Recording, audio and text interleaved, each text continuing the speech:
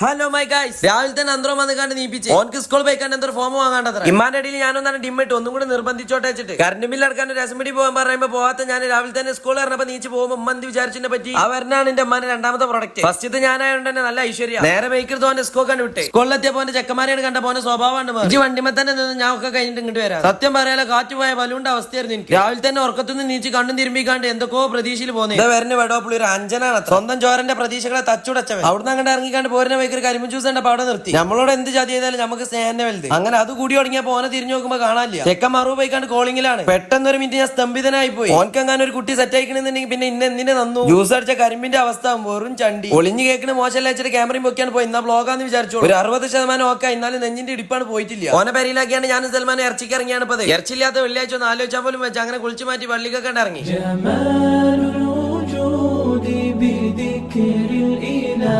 ജുമാണ്ട്